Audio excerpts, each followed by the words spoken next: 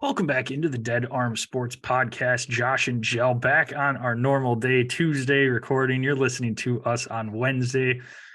Coming in after the PGA Championship week, going to talk a lot about that this episode. And then Jell and I are going to get on our soapboxes at the second half of the episode and tell you what we're done with in a segment we call I'm Done With It. So we'll have some fun with that one. You can let us know on our socials if you agree, disagree with the topics that we are done with. But let's now that you bring up the socials, let's throw up a few polls on that. Okay. After release and say, get something like, are you done with this? Or, what are you more done with? We'll throw a couple polls up, get a little creative head-to-head action. Yeah, a little head-to-heads. I like it. Going to kick off the episode with a PGA Championship related question of the day today, Jell. And we've seen the PGA Championship the last 2 years resemble more of a U.S. Open than a typical PGA Championship as far as score, what the course looks like. I mean, this rough was just ridiculous. Dude, it was insane. It was so long. Like, and like right off, I mean, it's not like you have much leeway if you miss the fairway. Yeah. Like you're just doing whatever you can to try to get out of that long stuff. Yeah. Are you a fan of this style PGA Championship? I know obviously it's a major championship. These golfers, you want to see them at their peak performing their best. But sometimes it is hard just to watch guys struggling for par. Yes, you're like, oh, that's me out there. Totally me. And it kind of brings it down to, I don't know, where they're not like godly, I guess, as far as like golf goes. I mean, we'd still shoot just ridiculous there. But I was torn when I was thinking about that over the weekend watching this. If I like watching like a Masters style where you see guys hitting eagles in the final round and just kind of making a run up the scoreboard, where it was hard for some guys to even get kind of a momentum going in this. It was relatively low scoring again. I mean, 7 under was a winning score. We had 5 under last year at Southern Hills. Do you like when the PGA Championship resembles more of that US Open, or do you want to see something a little bit more high scoring, a little bit more action on the course? I like for this event, I like the low scores. I think we've got a really nice kind of mixture of it where, last year at St. Andrews, I mean, people are scoring well under par, and it was relatively wide open. The British Open often isn't extremely tough, depending on the course. I mean, once you get into those deep bunkers with the 4 foot, 6 foot high walls, that obviously presents a challenge, but some of those courses on the British Open are relatively wide open. We can see some really low scores. The Masters, I kind of think it's like kind of a nice medium-ish score where you're seeing a lot of times it's like a minus 15-ish type of score, and you're in the mix. Mid-teens. In the mid-teens, you're kind of in the mix. Where the PGA Championship, the US Open, it's obviously, as you noted, the winners, at least as of late, is not going to be minus 10 plus. It's usually a single digit under par. I like the mixture of it. It shows, there's a lot of golfers out there that when the going gets tough, they can fold. When you're playing, when they're playing an easy course and it's like, hey, I can just freaking cruise and just have money shots all 4 days and makeable shots. It's like, okay, that's really nice. But when the going gets tough, and if you do send one into the rough, how do you recover? Are you okay mentally to be able to recover from that? Or are you gonna pull we saw this, I think one on Saturday, one on Sunday, Corey Connors Saturday and Vic Hovland Sunday, both ended up, they were deep in that rough, and they ended up, we saw this out of Rose too, deep in the rough as he was trying to hit an approach out of the green twice, I believe, at least one Sunday, maybe it was twice over the entire tournament, where he tried to, flop it onto the green because he was maybe 10, 12 feet off, and his ball went about 4 feet. And it's like, that's the kind of stuff that, the best of the best generally come to play and are able to make those shots and know, like, okay, this ball is lifted the rough is so thick and so long. Maybe my ball's lifted off the ground a little bit, so I don't need to try to create a divot. I need to just, barely get under this ball to, for this 12-foot flop shot or whatever. Like, that's what the best of the best can do. Where like, if you've got somebody that's just more of a robotic golfer, this is what I do every time when I'm from this distance on, in the rough, or from this distance on the fairway, or whatever. And this is exactly what I do. And there's maybe, there's not much variance to their swing and not really being able to adjust. That's where you see them struggle a little bit on these types of courses.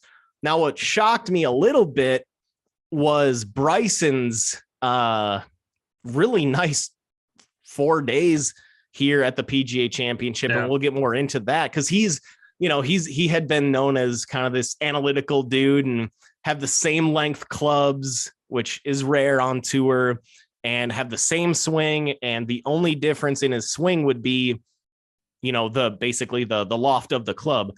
But Bryson played really well. So maybe he's kind of adjusted his game a little bit. But overall, I think that I like this nice mix where you'll have the Masters where your winner or your contenders are in the mid-teens. You've got two really tough majors in the PGA Championship and the US Open.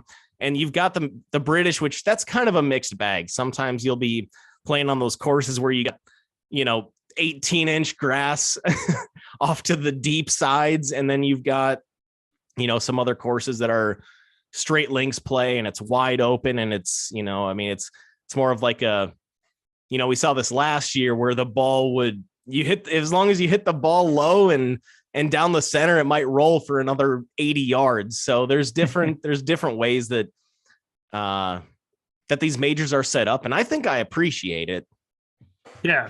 No, I'm still to this day torn. I could lean either way with it. And I think I like seeing the PGA Championship more at courses that the weather more so plays a factor with making the course tougher. We had Phil Mickelson win at the Ocean course in Kiowa Island 2 years ago, where you've got winds coming off of the ocean there, which make that course tougher. Rough wasn't extremely thick there, anything like that. I mean, obviously, if you go off of the fairway a little bit, sandy and just kind of desolate and everything there. Kind of the same thing with Whistling Straits. You've got the tall grass there that it's known for, that they're not growing extra long or anything like that. It almost just seemed like someone was like, this course really isn't tough enough. I don't think, let's just let the rough grow out. That'll for sure bump the scores down, where, okay, that's fine, but that's what we're used to seeing with the US Open. So I don't want this to turn into just another US Open that's just played at different venues that are not typical US Open ones. So that's the only thing, I guess, with that. But it is nice seeing some of the lower scores. It was a lot more competitive of a weekend without guys really being able to make huge runs. So everyone was in the mix up until, Victor Hovland had some sand trouble on Sunday that I'm sure we'll talk about a little bit too. That was just ridiculous, but we'll see. Hey, Sunny Snout. Sunny Snout. Nice. But I don't know. I was fine with it, but again, I don't know. I don't want it to turn into the US Open. If it's like every once in a while they do this, perfectly fine with that.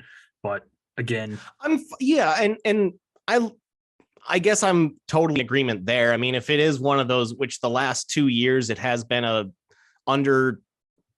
I guess more strokes than -10 for the winner. I don't know. I guess it doesn't bother me. It makes Sunday, I think, a little more interesting. There's more golfers that can be in play, which is kind of nice. I mean, we saw Scotty Scheffler, who had a pretty rough Saturday, just had a money Sunday, and he was in contention. Place, so T2, that's what I do kind of like about it. But no, I just like that there's a good mixture, I think, throughout all the majors. Understandable. We can be found at Dead Arm Sports, Twitter, Instagram. Check us out on Facebook at Dead Arm Sports. Go to YouTube, type in Dead Arm Sports into that search bar, click the search button, subscribe, click the bell there. That way you know when our live episodes drop, usually on Tuesday or Wednesday, but you subscribe, you will know and get a notification. We keep an eye on that chat box throughout the entire episode during our live shows. So that way, if you have any questions for us, we will be more than happy to answer them. You want us to elaborate a little bit more on a topic, we will go ahead and do that.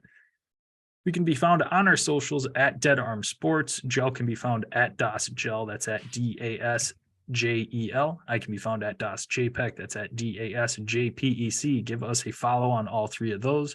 Subscribe to the podcast on your favorite listening platform. If you write us a written review, make sure you send us a screenshot of your written review, and we will swag you up with some Dead Arm Sports goodies. Going to get right back into that PGA Championship here with Brooks Koepka coming away with the victory. Third PGA Championship, fifth major overall. So quite the tournament for Mr. Brooks. And yeah, I mean, just phenomenal from pretty much start to finish on that. A little bit of a rougher opening round, but not anything that would have made it hard to come back from. And then just played solid on Friday, Saturday, and Sunday. Held off Scotty and Big Dick Vic and held on and got his fifth major championship. Yeah, I mean, Brooks this guy comes out to play during the majors. I mean, as you mentioned, 5 major titles, 3 PGA championships, 4 runner-ups in majors as well, beyond his 5 titles. And what's crazy is he's only got 4 other PGA Tour victories for every other tournament. So the guy comes out to play when the stage is on. Oh, and 2 of those 4 are the Waste Management, which is basically, the 6th major. I was going to say like the Players 6th. Is the fifth, yeah, I guess they basically the 6th major. So and obviously the crowd and everything out at the Phoenix, like the guy comes out to play when the stage is biggest, and just makes me miss him, man. It just makes me miss him if he were to come out and still be on the PGA Tour and come out and play all these designated events, knowing these are elevated events, higher stakes. He obviously cares about the money. Clearly. Like what do we need to do to get him back? I miss the dude. I miss the golfer. Yeah, he's, back when he was really like locked in, like super prime Brooks Koepka, he was kind of a dick. I mean, he was kind of a douche, but he is so good. He's so damn competitive. He's got kind of this douchey attitude, or had it. Seemed like he's kind of humbled himself a little bit, especially after that injury. I can't remember what it was. I know you watched that Netflix series that was very focused on Brooks, and it was a knee issue. I think it's some sort of like knee. And he said that, that he felt like that in that episode, again, I haven't seen this, so maybe you can expand on this a little bit more, but from what I've heard, what I've read in that episode, he was pretty open about, after that injury, he wasn't playing the same, and he didn't know if he would be able to get back to peak form. And clearly he has, because he played really well at the Masters. Now he's playing, and he just obviously wins the PGA Championship. I mean, was there any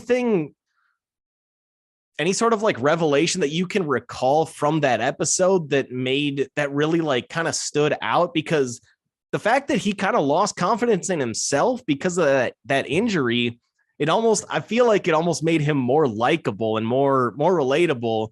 And now I just want him back, man, especially with the way he's playing and genuinely dominating. Yeah, it's been a couple months since I've watched it, and that episode honestly was a little interesting. But I know I believe it was a knee injury, and he said he wasn't healthy for a lot of the last couple of years. It just didn't feel right. It kind of affected his swing a little bit. So I think now that he's fully healthy, honestly, I think the live with him just not having to play as much as he did when he was on the PGA Tour is probably attributed to some of that health, or not playing as much golf. And that probably has helped him recover pretty quickly with that. So I think that just kind of all has come together. I mean, obviously he's one of the best golfers in the world, and especially in major championships. He's somebody you can never count out at all. And we saw that this weekend. I want to know too, your take on this. with him winning the PGA Championship, the PGA is associated and kind of puts on the Ryder Cup, sets up the course when it's in the United States. It's over in Europe this year. I don't know how they keep out some of these live guys that they've said that they're not going to let play. I mean, you have the PGA champion that just won this year, and you're going to be like, nah, can't play. I mean, right now he's qualified for points, but that's also due to how they've done in major championships. They're not getting points for these live events. So you might see some guys sneak up and jump him on the list. But I mean, But he had a really nice Masters. He's going to qualify. Yeah. And nice Masters. Obviously, US Open, he's won before. He won at Erin Hills a few years ago here in Wisconsin. So that's another one that's going to be at Los Angeles Country Club. Hasn't played there.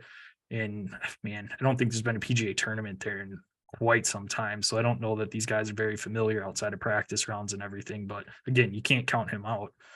So the world golf, this is based, Ryder Cup is based on the world golf rankings, correct?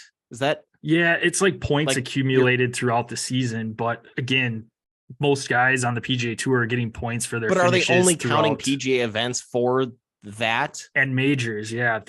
Or PGA events and majors? They count European Tour, so that counts as well. But the LIV doesn't have any points associated with this. When they go out and play on the LIV Tour, they're not getting any points towards. Wow. So that'd be insane if he's eligible to even be on the team. I mean, I get why he would be. He's now number 2 on the list right now. That's freaking awesome.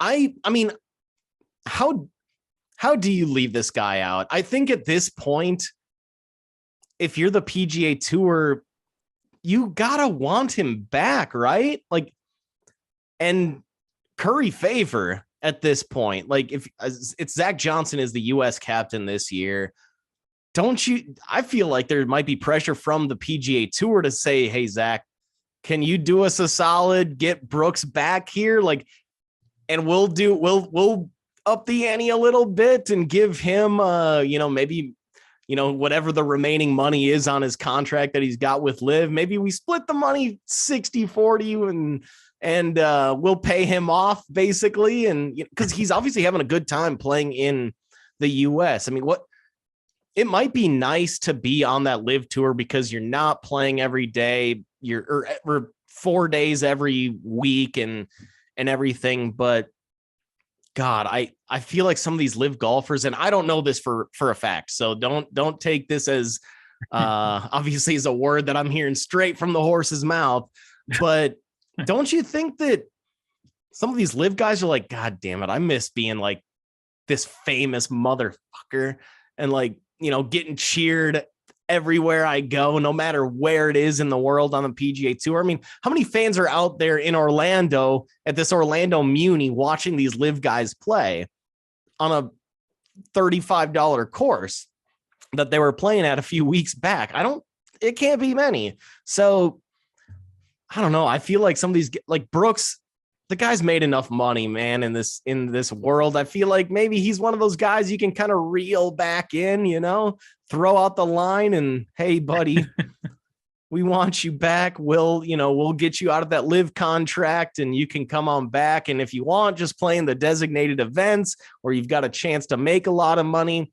That designated events, that whole concept is in play now because LIV basically forced the PGA's hand and said, hey, what do we need to do to compete with them to keep our stars here? Let's make these designated events worth more money.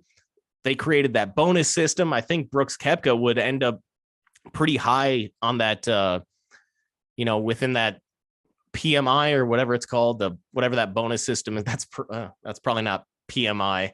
I know you just recently bought a house. That's a different acronym. Private mortgage insurance, I believe. Yeah. Different, whatever the acronym is, BIP or whatever. I think it's PIP, isn't it? PIP. PIP. Hold it down. Point is, I think put him on the Ryder Cup team. If you're the PGA, push Zach Johnson to put him on the Ryder Cup team. Offer that guy $100 million to come back. Screw LIV. Come on back. And then maybe, and then maybe he's going to be, maybe then the following year he ends up playing in the match on TNT, TBS, hashtag not a sponsor. Like, guy coming back from Live, big story. I'm just, I'm spitting out loud because I want him back, man. I want him back because he's a fun ass player to watch, both at the Masters and this tournament. I'm never turning on Live, man. I don't know where to even find the CW. And even if I did, it's like, whatever. It's like watching the USFL or the XFL. It's kind of like, it's the lower tier. I'm here to watch amazing players that I know, courses that I know. That's why I watch golf. I don't watch it for, to watch the B League. So I want him back. I don't care about anybody. I mean, it'd be nice to have Cam Smith and all these other guys back, but Brooks is my number one target to get back if I'm the PGA Tour. One other topic on Brooks here that I want to talk about before we move into some of the other ones with the PGA Championship here. And with him winning his 5th major now, granted, he's got 2 of the 4 majors. He's still searching for the Masters and the Open Championship. He's outdone Rory now. Rory's got 4 majors. Brooks That's has 5. That's because Rory's dead. Rory's done. Get him out of here. Why'd you even bring him up? Behind Phil. Tiger was before you pretty much. I mean, that was early on probably in your golf days. It was early on in mine, and I'm older than you, so I know that. Is Brooks the best golfer we've seen in our generation? Well, I mean, I saw some of Tiger, but he won his first major, I think, in 97, right? Yeah. I was 4, so I didn't really. So I'm saying like the bulk of Tiger's like really good prime was the early 2000s, which was probably before you were turning it on. I mean, yes, you've seen Tiger late 2000s, but I mean, the run of his major championships, a lot of it was early to mid 2000s. He's been the most dominant player in majors, at least, I guess, since I really got locked in. I kind of feel like I almost need to give the nod to Rory just because he's done it for longer. The guy that hasn't won a major in like 10 years. That's the thing is, it's like, but when's the last time he won a major? And he's been searching for that Masters win. That's his last major he needs to win. And I don't think he's won. Yeah. So he hasn't won a major in a decade. Brooks has. I mean, I think there's guys coming up that could surpass him. I think Scotty is just on an absolute tear. Yeah. And when he doesn't win, Scotty, he's still top 5. Have a definite chance, but Brooks, I think, has to be it with 5 majors. And that's since, I think, 2018, so 2017. I'm 29. How far back are we talking? I mean, since you started watching golf. Since I really started paying attention, which would have been over the last 8 to 10 years, it has to be Brooks because he's won all of his majors in that time span, along with as well those 4 runner-ups. Maybe he is the most dominant, which it's weird to think about, but because he doesn't show up for the your right. John Deere Classic. Hey now.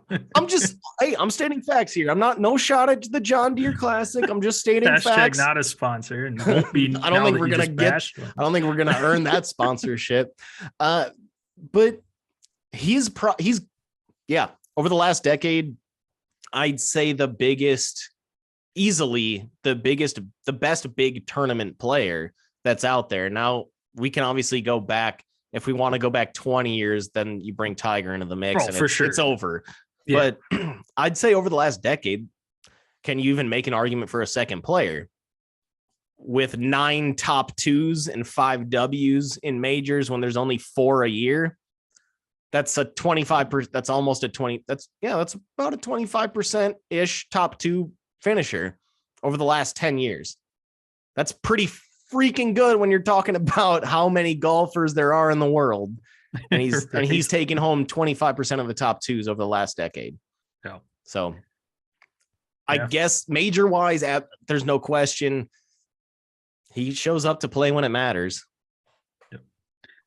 Second biggest story of the weekend is a guy that you can get a 45-minute lesson from for $125, and that is PGA professional Michael Block, just taking the tournament by absolute storm, culminating with an ace on Sunday and a heck of a par save on An hole 18. alley-oop ace. He Alley-oop sent ace that with from Rory as his partner. So he from got tee already to hole, no ground, and just a freaking alley-oop.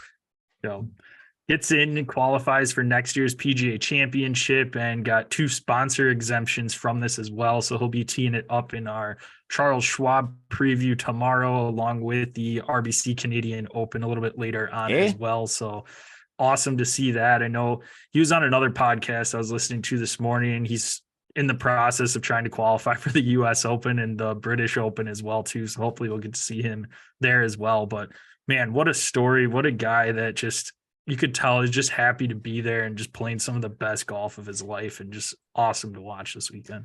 Well, I texted the group, that this group text we've got going on, and I said, like, are you guys seeing this Michael Block guy? This guy just has like this just somehow he's just got this swag. I don't know who he is.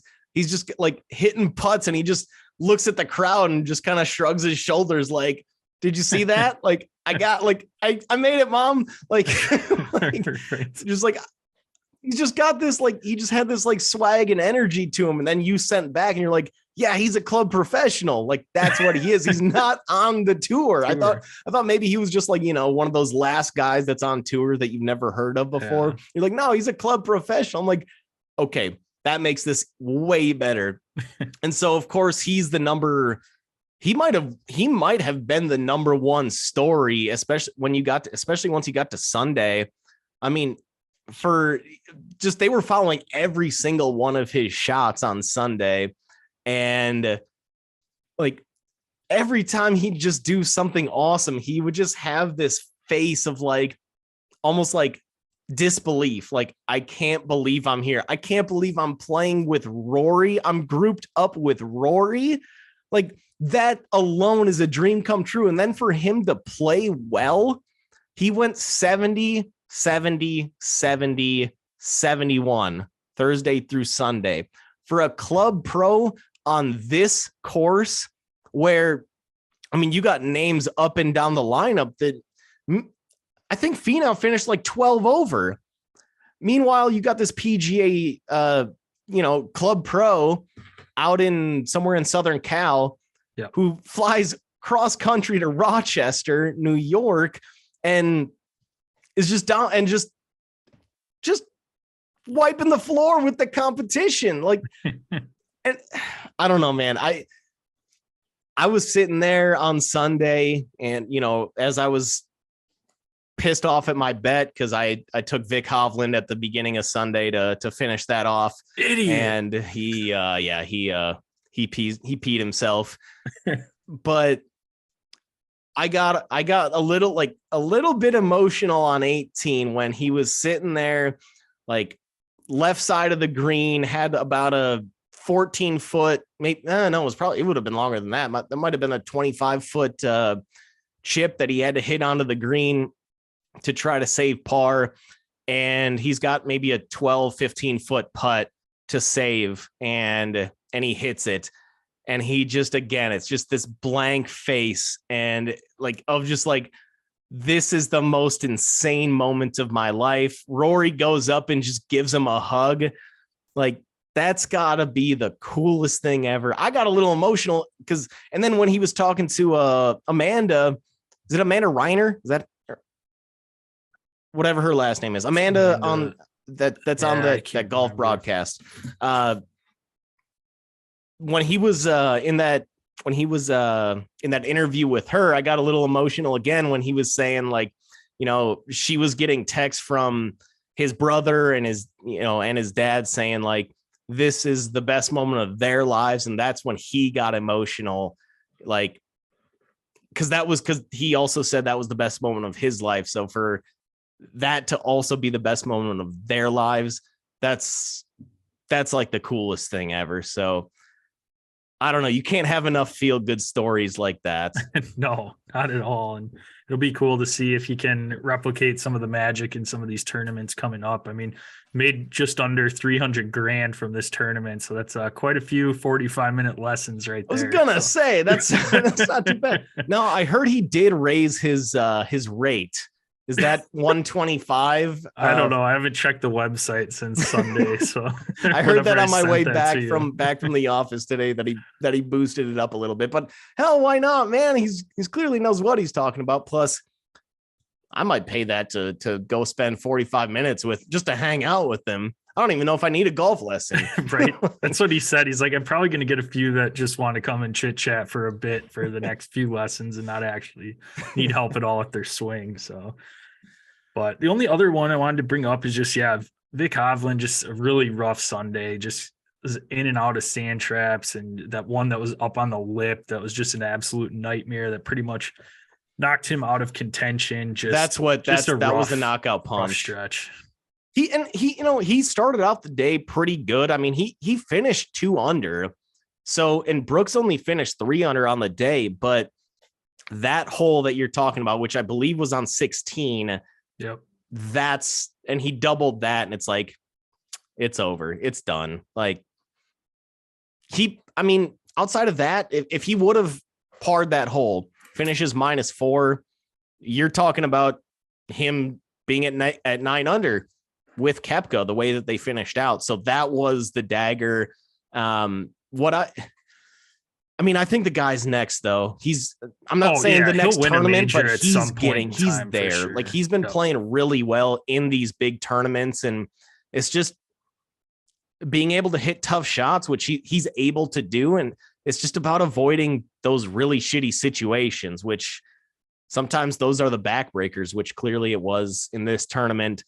Last guy I want to touch on, Scotty Scheffler. I briefly mentioned him finishing 5 under on Sunday, 7 under for the tournament. Starts out Sunday at 2 under, and it's like, dude, this like no shot. But for him to play really well and finish in that top 3 with a T2 finish, incredible. I mean, it's just like that guy.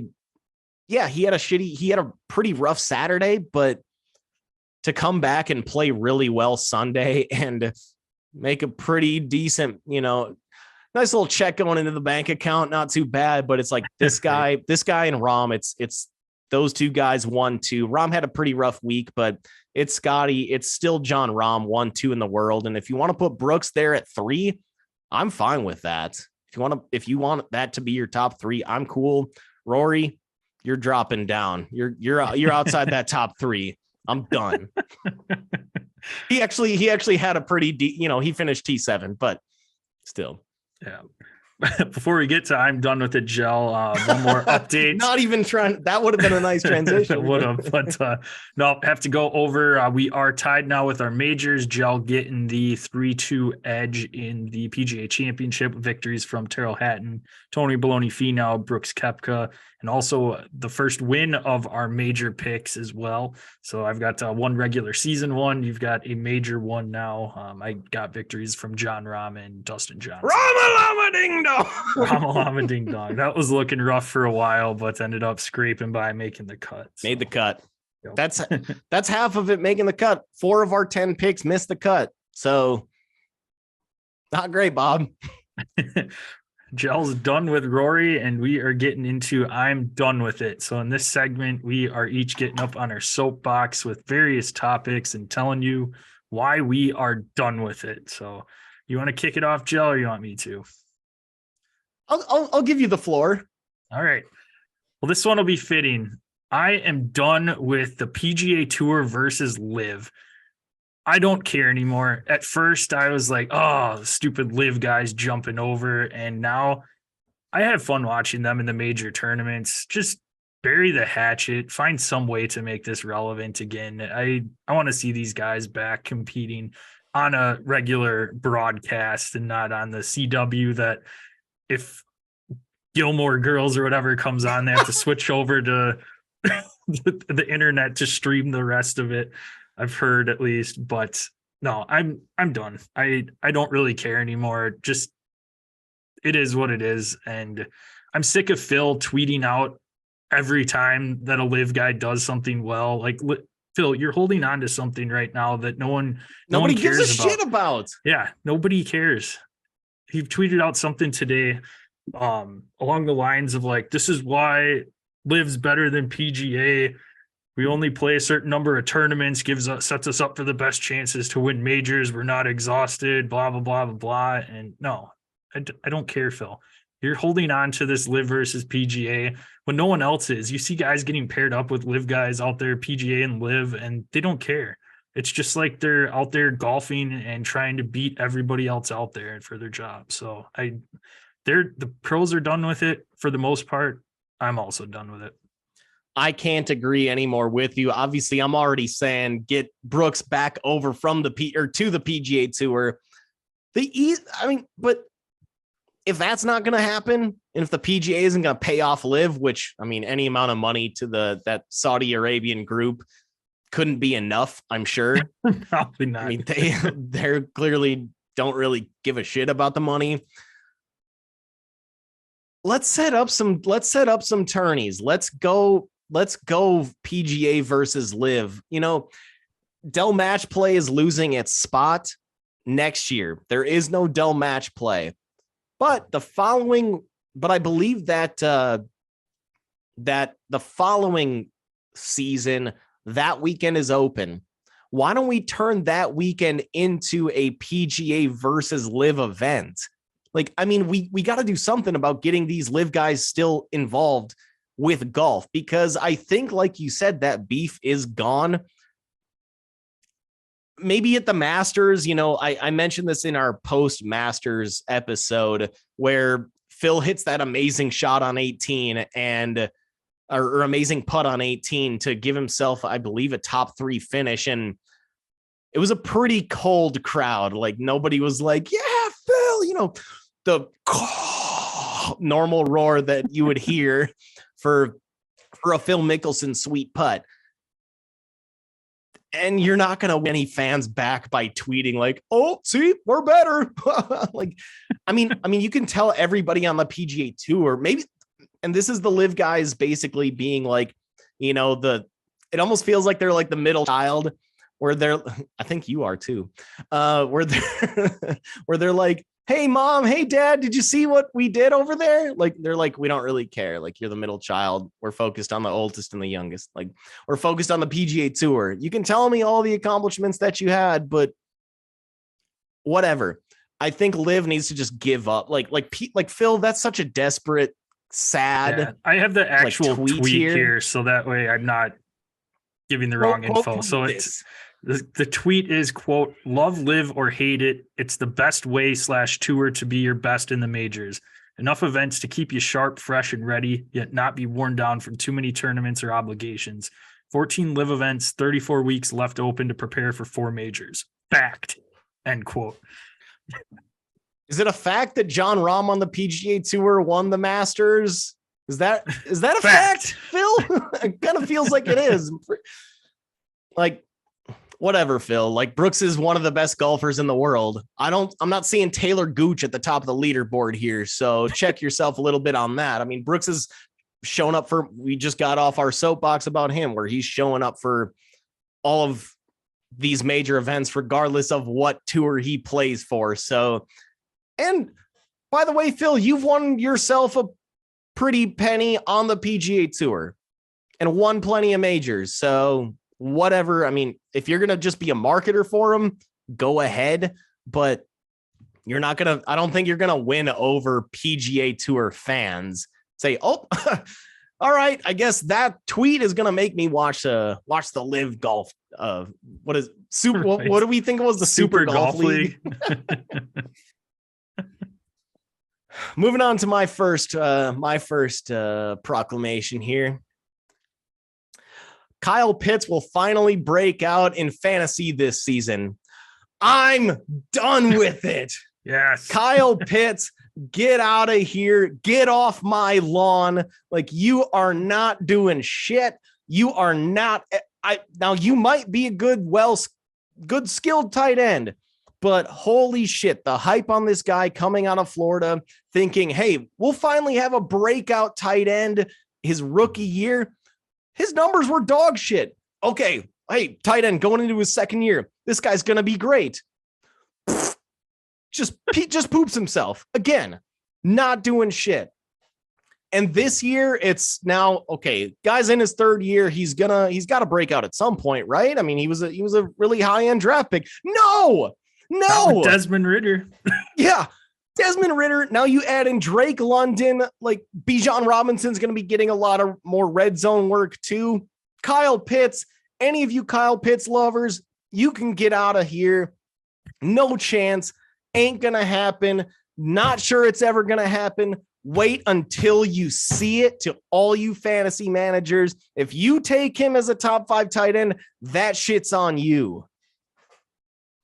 I can't agree more with it. And I'm so glad I dodged that bullet in our dynasty draft. I was sitting there with the second pick and somehow fell to me Najee Harris or Kyle Pitts. And I was so back and forth with the hype and ended up going Najee Harris. And there isn't a day that goes by that I'm not thankful that I went that route, because Kyle Pitts, yes, I think he set the record for receiving yards for tight ends that first season, but he didn't have hardly any touchdowns. I think he had 1 touchdown. So just allergic to the end zone for fantasy.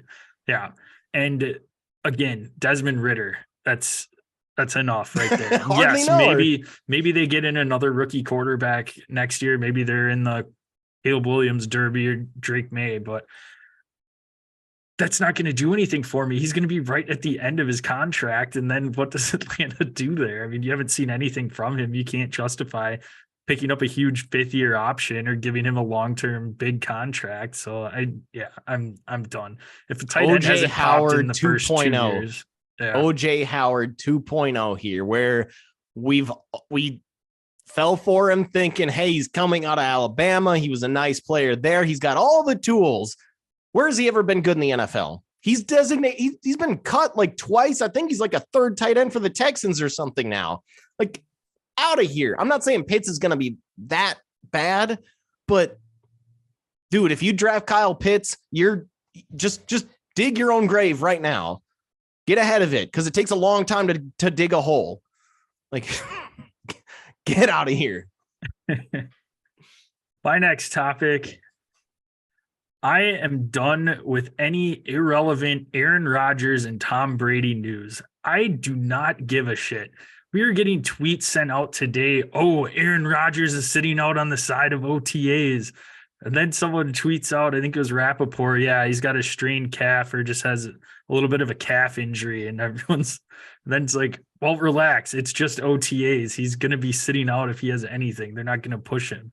I don't care. I don't need to know when these guys fart. It just doesn't, it doesn't matter to me. I mean, Jets fans probably want to know that, but Jets fans might, but for the general public, I don't care anymore. If it's something relevant, big news, then let us know about it. Otherwise, I don't need to know all of this tiny info. It's like it's like a paparazzi following around a huge celebrity that's just trying to get us any sort of information they can about anything. And I'm just done with it. I don't care anymore. It is not something that I enjoy seeing when I open up a website or hearing about or seeing a tweet come through or a notification, especially for fantasy stuff. I don't care, because I don't think even Aaron Rodgers is going to be on any of my rosters this year. So I don't care. And to double down on that with the Brady piece that you mentioned, like, God, we'll fucking find out if he signs somewhere or if he decides to go back to the Niners. I don't care that he's a minority owner of the Las Vegas Raiders. That literally means nothing to me. That means nothing to me. Like, and when, like, oh, the report of he's wishy-washy about the Fox deal, and then, you know, that's a big story, and then he comes out a day later and is like, no, I still plan on honoring that. I'm still planning on going to Fox next year. Like, but thanks for the 1-day story that was just a lie, I guess. Like, come on. I'm done with that too. I like that. That's a good call. We got enough Aaron Rodgers over the last two off seasons. Like, why do we need more? Done. He's got a new team now. That's perfectly fine. I'm glad that has culminated and it's done with, but I don't care anymore. Stop feeding me news. What I care more about than those two topics, in other Jets news, Alan Lazard had to be carried off the field today because he got hit in the nuts. I care about that more than I care about anything Rodgers, anything Brady. Like feed me that video. Ugh. All right, next thing. LeBron James hinted after last night's game. They lost to the Nuggets in the Western Conference Finals 4-0. Nice clean sweep, break out the brooms. Kind of hinted that he might be thinking about retirement. I'm done with it. You think that he's gonna, he obviously knows he's not retiring. The fact that the media is actually discussing that today, live on a Tuesday, that LeBron might retire. Like, are you kidding me? He set this goal years ago that he wants to play with his son, Bronny James, in the NBA. He's not eligible to be drafted for another 2 years. You think that after he actually had a really nice series and his team just let him down. I mean, it's Anthony Davis was good every other game. His surrounding cast is a bunch of kind of like mid-level players. He had a really nice game. His game 4, I believe he had like 31 in the first half. You think he's just walking away now because he's in a very emotional state after that game where he says he has to evaluate? All he said was he needs to evaluate his future. And now the media is turning that into, could LeBron retire? I'm done with that shit. Come on, media. I know that it's a dead period in the NFL, but you're really running with this story. If anything, this is LeBron's attempt to just continue to be talked about.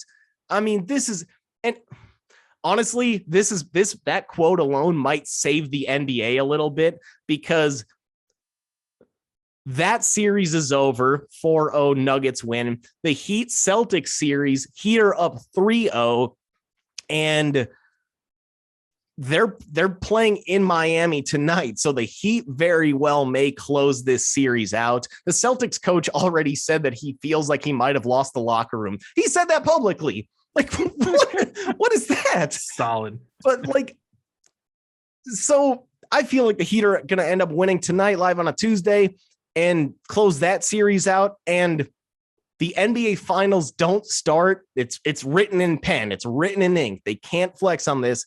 Don't start till June 1. That's what is that? 8 days from now? Yeah. Again, live on a Tuesday. So I guess this is going to be what the rest of what ESPN is going to talk about for the next week is, what, you think LeBron's going to return?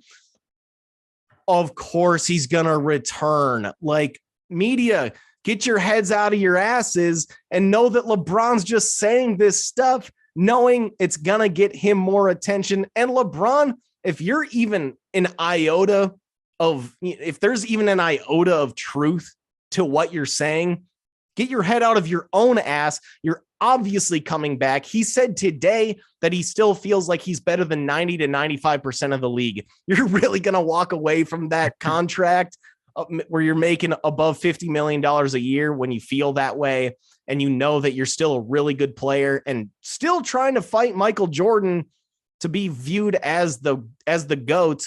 You're obviously not going anywhere. Media, get your shit together. He's obviously not going anywhere. I'm done with it. LeBron doing his best Aaron Rodgers heading into the offseason impersonation. I'm so glad you brought. He saw the Aaron Rodgers playbook and is just took a photocopy of it. That's it. I'm so glad you brought up the MJ piece, because I am so done with the MJ versus LeBron GOAT debate. That was one I had written down. I'm just so sick of it. It is two totally different NBAs between these two guys. When Jordan was playing, there's so much more defense. It felt like there's just usually one star athlete per team. Guys weren't teaming up with other stars to try and win championships like they are nowadays. And it's impossible to compare these two guys. But Jordan is the GOAT. The NBA would not be what it is today without him. So that's where I lean with that. But again, I am just so done with it because it is impossible to compare two careers at two totally different time periods in a league. It's impossible. Just stop. See, I've got a little wicked theory here for you on the MJ is the GOAT thing. And it also corresponds with the Dallas Cowboys as to why they're America's team. So really back in the late 90s, that's when the internet age kind of started to pop. And that's when everything, information, news, video, sports became more national versus you just being stuck with your regional team.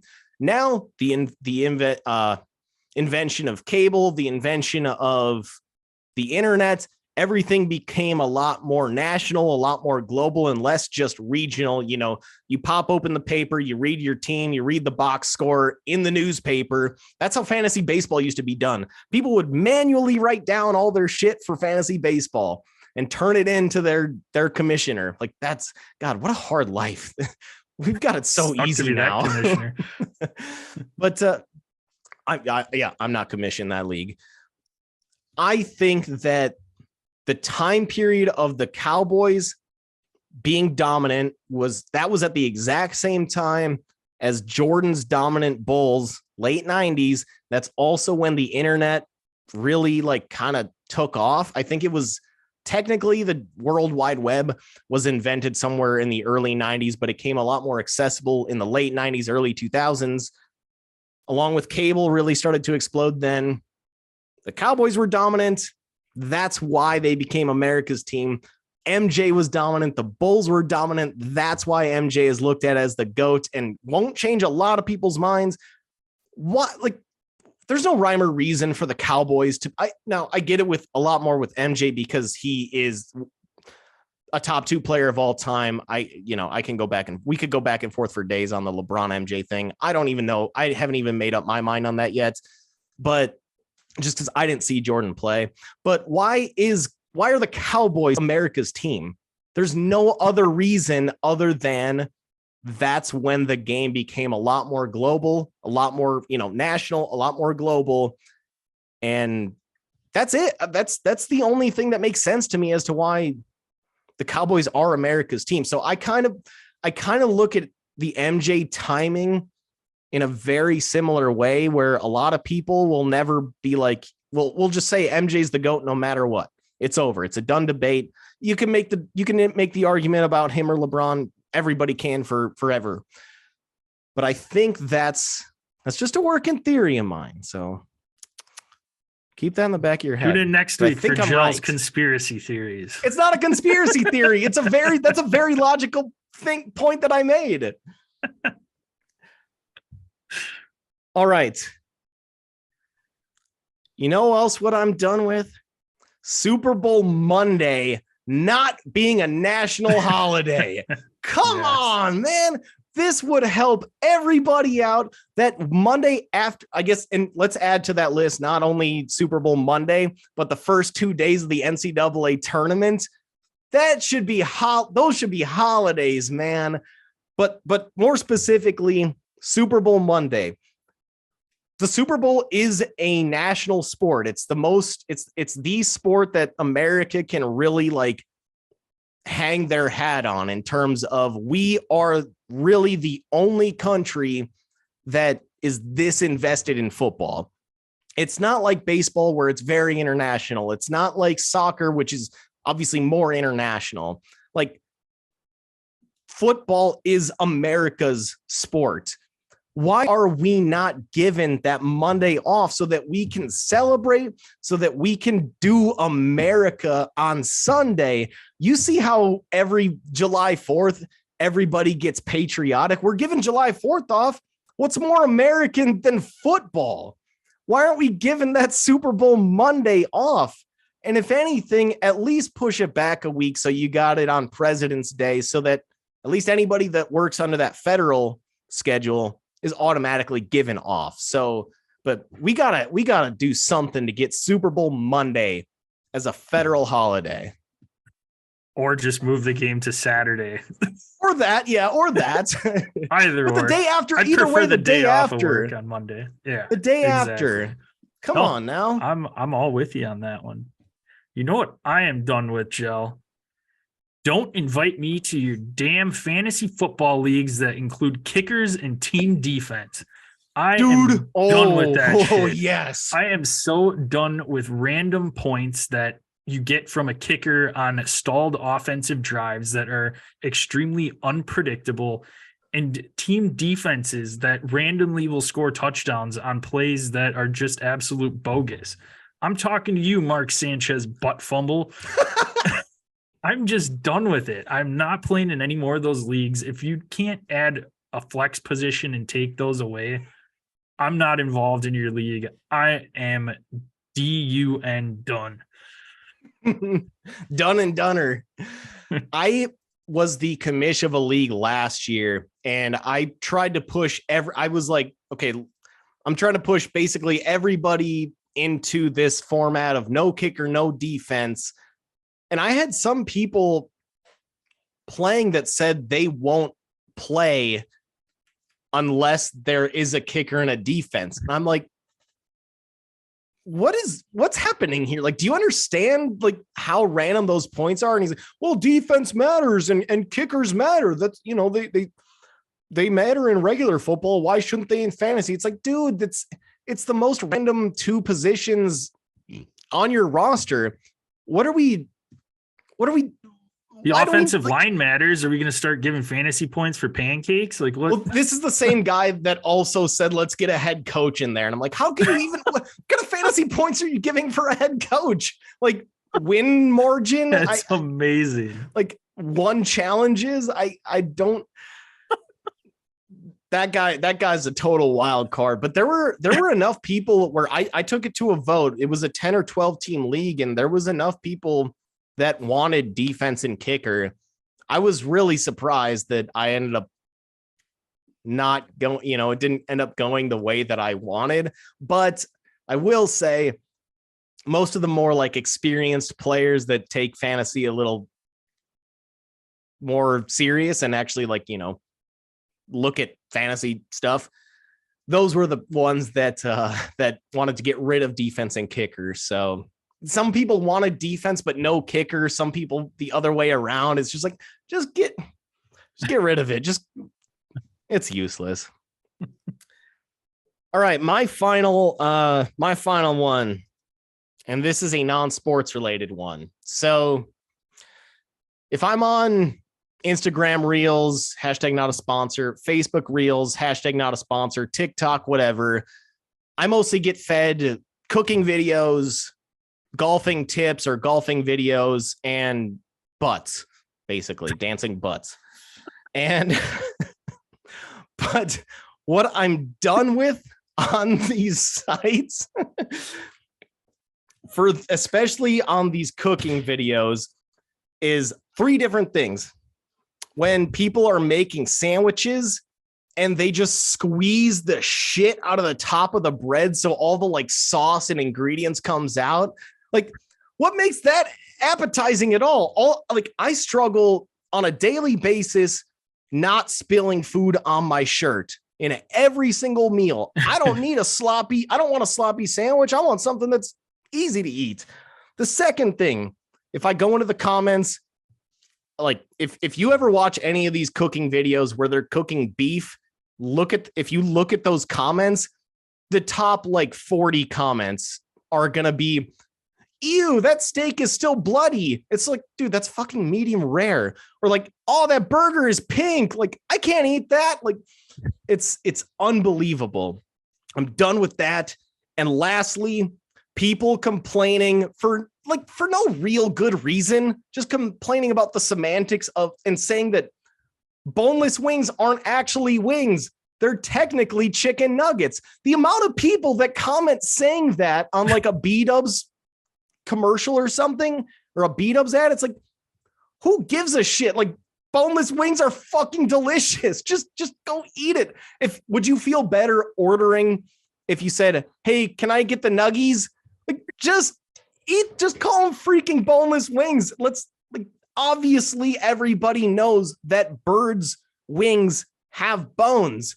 They're obviously not just flopping around cartilage and being able to, I mean, I guess chickens can't really fly, but you know that chickens' wings aren't just cartilage or just fatty flops.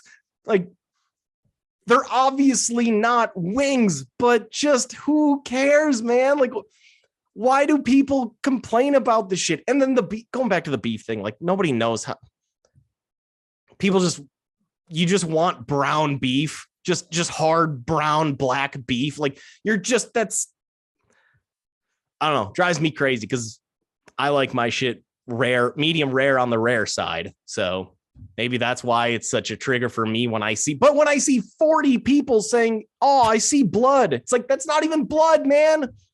Like, you just want to be eating a brick on a bun? F out of here. I'm done with it. And we are done with this episode. We can be found at Dead Arm Sports, Twitter, Instagram. Check us out on Facebook at Dead Arm Sports. Go to YouTube, Dead Arm Sports, into that search bar. Subscribe, click the bell there. That way you know when our live episodes drop. We monitor the chat. You can ask us any questions there. Otherwise, hit us up on all of our socials at Dead Arm Sports, at DosGel, at DosJPEG. Subscribe and follow us on all of those. Subscribe, rate, and review the podcast on your favorite listening platform. Send us a screenshot of your written review. We'll get you some swag out in the mail for free. What are those platforms, Joe? Hit us up on Apple Podcasts, Spotify, iHeartRadio, and Google Pods. Make sure to subscribe to whatever listening platform you are choosing to listen to, or subscribe, rate, and review on all 4 platforms. That would be even better.